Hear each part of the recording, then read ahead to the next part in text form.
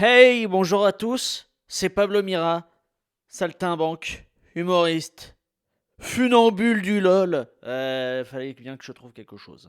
J'espère que vous allez bien. J'espère que vous avez la patate. Et je tape dans mon poing, hein, histoire de joindre le geste à la parole. J'espère que vous allez bien. Moi, je suis groggy. Je vous dis la vérité, j'ai appuyé sur Rec. Il y a eu l'énergie du oh.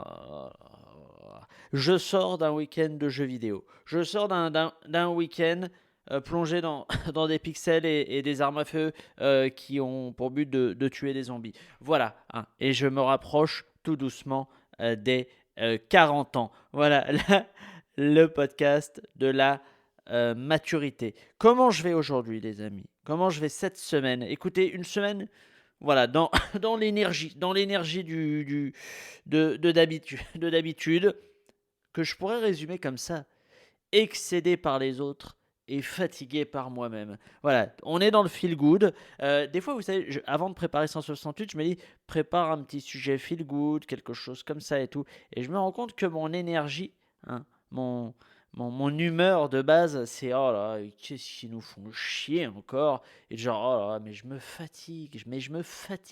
C'est un peu ça, c'est un peu ça. J'ai l'impression que c'est mon registre de base, de base et je suis fatigué hein, de moi-même, de la vie, du Proche-Orient, des GAFA, de l'eau du robinet, ainsi que des ponchos, qui est ma tenue au moment où je vous parle dans ce podcast. Alors, qu'est-ce que je vais évoquer avec vous? Il y a toujours 5 sujets, 4-5 sujets que je vais évoquer avec vous dans 168. Le premier, bah évidemment, hein, on est dans la catégorie excédé, hein, excédé par les autres. Cette semaine, j'ai publié 2 choses, si vous avez suivi. J'ai publié un épisode de En 2-2 sur les princesses de Disney et j'ai publié quelques petits contenus sur Instagram, des stories, des reels, comme ça pour le plaisir. Et j'ai eu des réactions, les amis. Alors, c'est pas les mêmes hein, sur les deux, mais je suis pas contre des commentaires négatifs. Hein. Quand ils sont techniques et vrais, j'ai tendance à dire ouais c'est cool, ça me fait du bien, ça me fait des retours sur qui m'aident à progresser parce que les compliments n'aident pas à progresser. Alors que voilà un petit ah là tu es en train de te ramollir, là ta vanne elle est pas juste, blablabla blablabla. Sauf que là ça n'a pas été le cas. Pas- Là j'ai eu le droit à des commentaires de gens indignés par des choses qui n'existent pas. Je vous donne un exemple. Je rentre dans les détails. Je suis désolé, je rentre dans les détails, mais ça m'a énervé. Ça m'a fait 3 jours. Ah, j'ai mes petites névroses. Le en 2-2, je le fais sur les princesses de Disney. Les princesses de Disney, c'est une franchise. C'est une franchise bien précise à l'intérieur de la marque Disney. Il y a des héroïnes des films de Disney qui sont dans les princesses de Disney et il y en a d'autres qui ne le sont pas. Et accessoirement, les princesses de Disney ne sont pas toutes des princesses. Pocahontas, c'est pas une princesse, c'est une chef de tribu.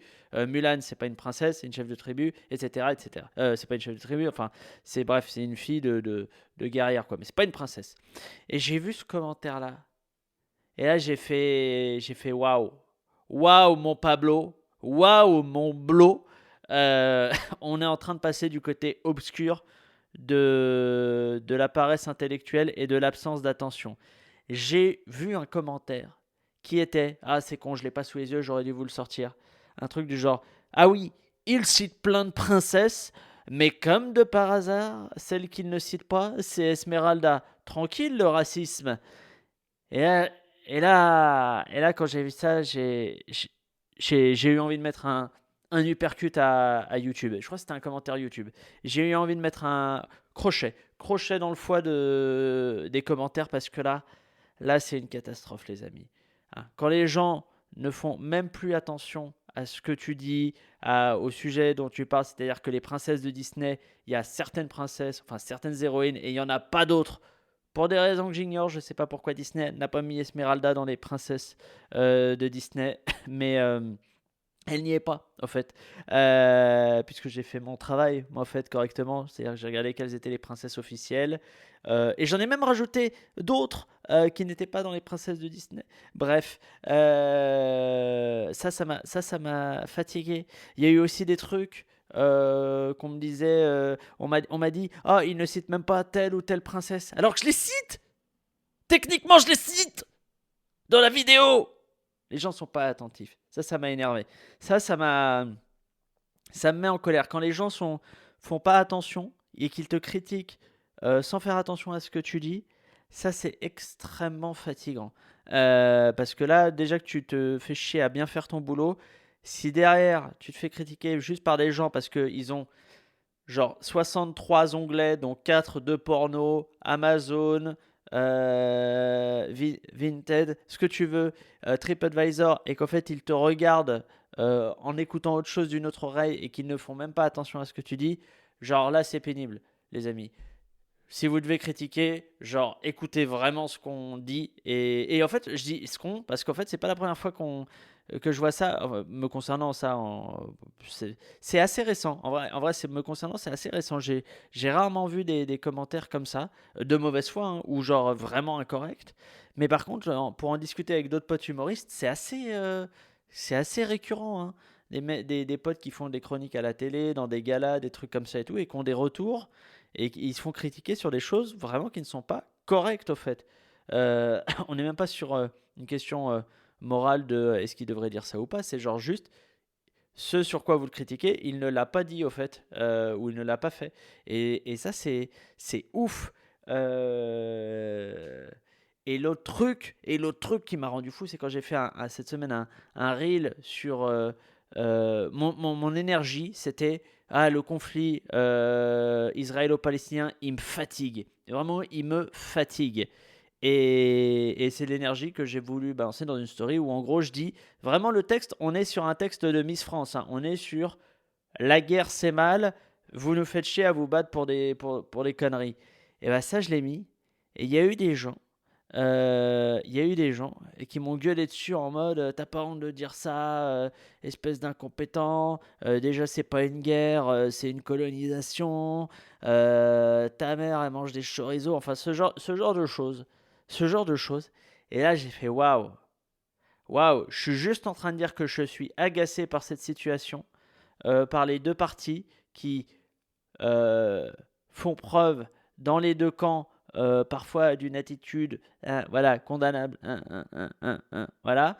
Je dis juste ça et derrière les gens réagissent. Donc soit les gens sont non seulement à fleur de peau, ça c'est la première chose, ça c'est pour le cas du Reels sur le conflit israélo-palestinien, et en plus ils n'écoutent pas vraiment ce que tu dis.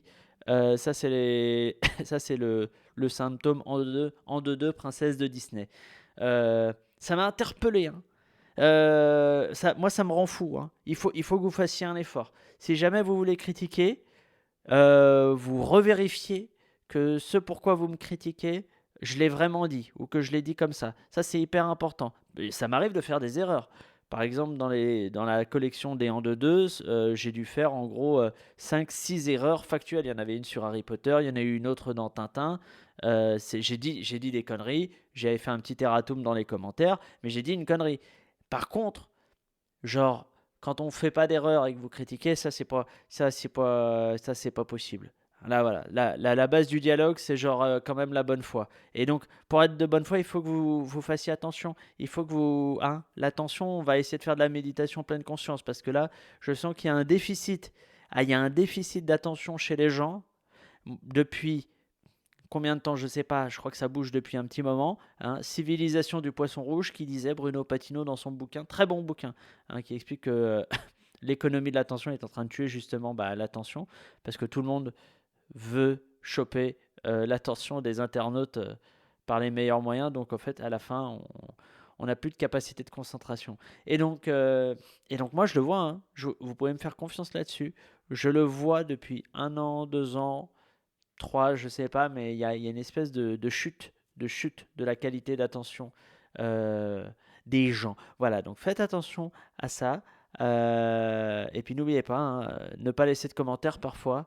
C'est même mieux que d'en écrire, hein. Moi, je rappelle que peut-être qu'un jour, je vais totalement bannir tous les commentaires, positifs comme négatifs, car je pense que c'est le sida de du web 3.0. Deuxième sujet, alors là, petite expérience, qu'est-ce qui s'est passé dans mes 168 dernières heures, une semaine, vous êtes vif, c'est bien.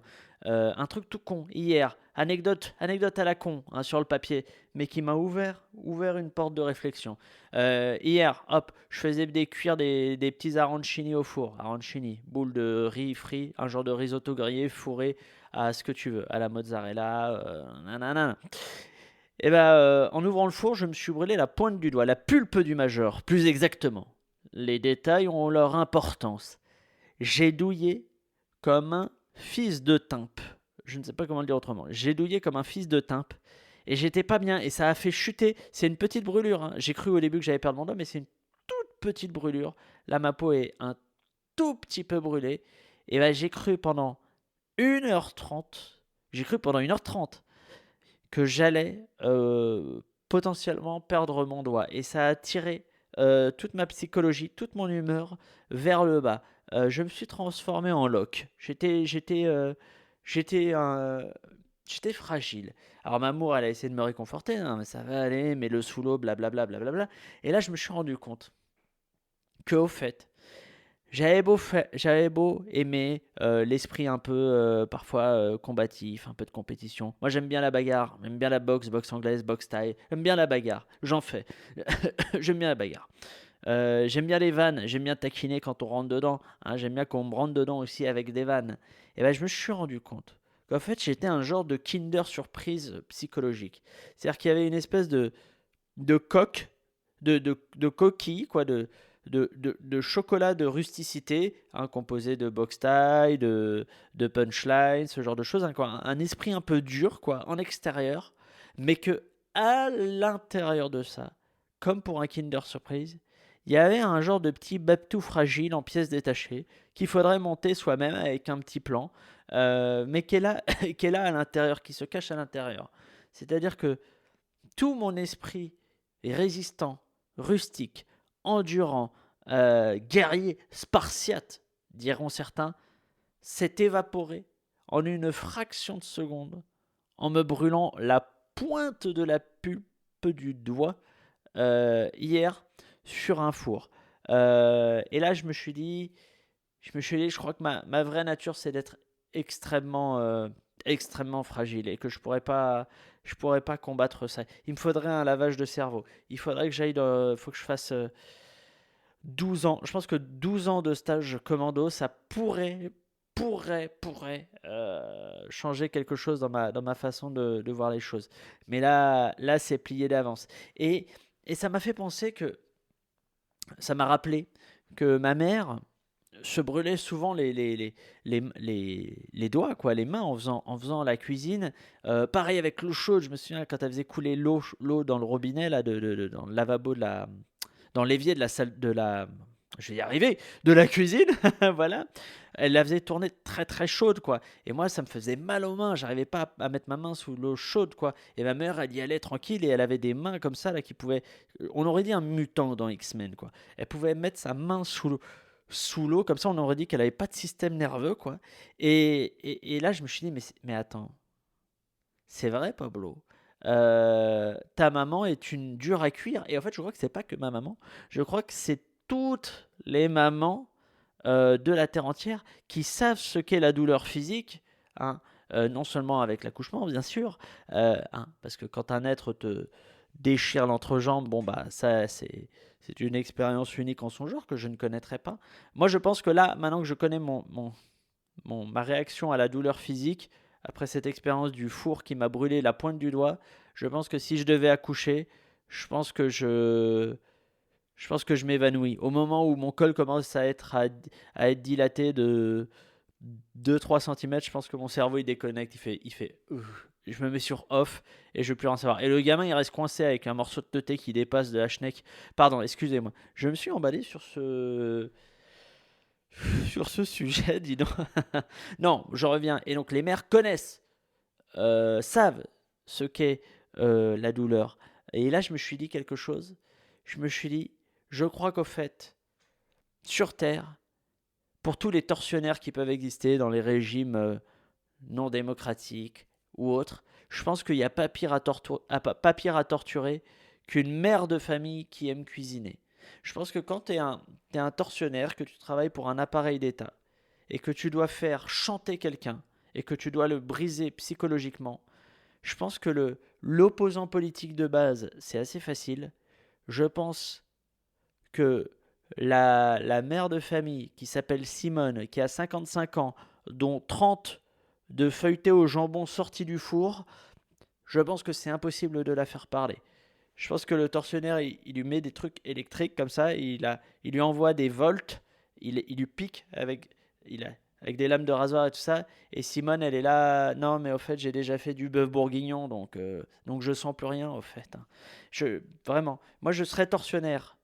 Je rentre dans une cellule, on me dit tiens, tu dois torturer cette personne. Je vois que c'est Simone, mère de 4 enfants et qui adore cuisiner. Non, je rends mon tablier. Je dis non, non, je vais jamais y arriver, c'est plié. Libérez-la, vous la ramenez chez elle. Ah, on va plutôt prendre un chanteur de folk de 22 ans. Là, ça va, là, ce sera facile. Je me suis dit ça. Donc, immense respect aux mamans qui aiment cuisiner, hein, aux mamans qui n'ont plus de système nerveux. Au fait, c'est ça qu'on est en train de dire, quoi. Bref, allez, on passe au troisième sujet que je voulais évoquer avec vous. Vous savez, moi, je suis un être tiraillé, écartelé. Ah, j'ai du mal. Je sens qu'il y a il y a des tensions, il y a des pulsions contradictoires à l'intérieur de mon âme. Si tant est que l'âme existe. Bref, je suis un être tiraillé. Et là, cette semaine, c'est un tiraillement culturel que j'ai. C'est un tiraillement culturel. D'habitude, je suis tiraillé entre des âges, des générations. Là, c'est un tiraillement culturel. Tiraillement musical, j'ai même envie de dire. Je me suis rendu compte, écoutez, que j'avais extrêmement du mal à gérer le fait d'aimer autant Freeze Corleone, le rappeur, un peu hardcore, et Isabelle Boulet. J'aime vraiment les deux. C'est-à-dire que j'aime autant le morceau Orling ou Freezerael de Freeze Corleone que la reprise de Monopolis par Isabelle Boulet. Et j'ai vraiment du mal à concilier les deux au sein de mon existence. Parce que c'est quand même deux univers qui sont en apparence incompatibles, hein. On se dit, bah oui, mais comment tu peux aimer machin. Et en fait, on peut. On peut aimer Freeze Corleone et Isabelle Boulet au sein de la même existence. Mais le problème, c'est que je sens quelque part, hein, de manière implicite. Alors, est-ce que c'est c'est simplement dans mon cerveau, hein, et que c'est mon esprit qui me joue des tours, que la société me demande de me placer dans un camp ou un autre et qu'on ne peut pas cumuler les deux camps. Quand on est fan d'Isabelle Boulet, on ne peut pas aimer Freeze Corleone. Ceux qui écoutent Freeze Corleone écoutent que Freeze Corleone ou des choses qui sont dans cet univers-là, hein, la drill, le hip-hop, la trap, ce genre de choses. On leur demande d'écouter ça, hein. Planète Rap, il n'y a que du rap, hein. Ils n'invitent pas une fois Hamza, une fois Lara Fabian. Non. Et Isabelle Boulet, c'est pareil, hein. Ceux qui semblent aimer Isabelle Boulet ne semblent aimer que des choses qui sont proches d'Isabelle Boulet. Donc moi j'ai Lara Fabian, Hélène Ségara, les chanteuses à voix, Natacha Saint-Pierre, Céline Dion, hein. Et voilà. Et moi le problème c'est que j'aime les deux, quoi. Donc je me sens apatride musical dans un monde de chapelle. Alors est-ce que ce monde existe vraiment? Je ne sais pas. Tiens, allez, je vous demande rarement des commentaires. C'est ce que je vous disais en intro. Mettez-moi en commentaire les deux artistes musicaux, ça peut être des groupes, hein, les deux artistes musicaux les plus opposés, les plus à l'opposé, et que vous aimez autant. Je dis n'importe quoi. David Guetta et Pavarotti, par exemple. Est-ce que mais que vous aimez vraiment, hein, pas genre que vous tolérez, que vous aimez vraiment. Vous me citez les deux artistes les plus à l'opposé que vous aimez simultanément. Pas par période, hein. C'est pas genre j'ai eu ma période Isabelle Boulet, j'en suis sorti et maintenant j'ai ma période Freeze Corleone. Non, c'est aujourd'hui là, vous aimez ces deux artistes. Ouais, excusez-moi, j'étais particulièrement explicite sur cette demande, c'est parce que j'ai envie de voir des vraies réponses. Voilà. Allez, quatrième sujet que je voulais évoquer avec vous, c'est Mamour. Là, Mamour, il y a un problème, c'est qu'elle m'enchante beaucoup trop le quotidien, hein. Voilà. Alors, je vous parle pas beaucoup de Mamour, mais Mamour, on est quand même sur une femme incroyable, hein. On est sur une montagne de bienveillance, avec un océan de beauté, et par-dessus tout, par-dessus tout, une montagne. Je redis une montagne parce que j'ai pas dit assez une montagne, je trouve aujourd'hui pendant cet épisode. Une montagne d'humour. Et là, je dis pas de sens de l'humour, je dis bien de l'humour. Il se trouve que Mamour est quelqu'un d'extrêmement drôle, mais vraiment de très très très très très très drôle. Euh, pour tout vous dire, je pense que c'est l'une des femmes les plus drôles que je connaisse. Hein. Je mets dans le que je connaisse des gens que j'ai rencontrés et que j'ai pas rencontrés. Hein. Mais c'est impressionnant. Elle est très très drôle. Et alors, il y a une énigme pour moi, c'est que je ne comprends pas comment elle puisse être aussi drôle en étant aussi belle. Car il y a une espèce de corrélation. C'est comme ça. La société est structurée comme ça. Moi, je suis un bourdieusien, vous savez. Euh, Il y a une espèce de corrélation, ou en tout cas de double truc, qui est que généralement les femmes drôles sont pas très très belles. Il suffit de voir les meilleures femmes humoristes de France. Elles sont pas très très très très très belles. Et généralement les femmes très très très très très très belles sont pas super super super drôles. Pourquoi? Parce que je pense que une femme très belle n'a pas besoin d'être drôle pour séduire les gens, attirer l'attention sur elle. Elle n'a pas besoin de ça. Et généralement, les femmes drôles, je pense, et c'est comme les hommes drôles, hein, c'est le même mécanisme. Hein, c'est généralement les mecs drôles sont pas des ultra beaux gosses. Hein. Et généralement, quand c'est des ultra beaux gosses qui sont drôles, c'est parce que c'est écrit par autre chose, ou alors ils se greffent sur l'œuvre d'un autre humoriste, ou ils sont dirigés par un réalisateur qui a vraiment le sens de la comédie. Mais en tout cas, les mecs drôles, fondamentalement drôles, et ils sont pas très très beaux. Même chose pour les femmes. Euh, Femme belle égale difficilement drôle, et femme drôle égale difficilement belle. C'est comme ça. Et donc là, je ne comprends pas cette énigme qu'est Mamour, euh, qui, qui est là et qui balance des punchlines, qui maîtrise extrêmement bien les running gags, donc le comique de répétition, qui maîtrise bien un truc qu'on appelle le callback aussi, qui est pas exactement un comique de répétition, mais qui est juste faire une vanne en référence à autre chose qui a été dit avant. Ça s'appelle un callback, ça. Euh, et alors qu'elle est extrêmement séduisante, extrêmement sensuelle, extrêmement sexy, je ne comprends pas. Je ne comprends pas. Alors, peut-être était-elle très moche avant.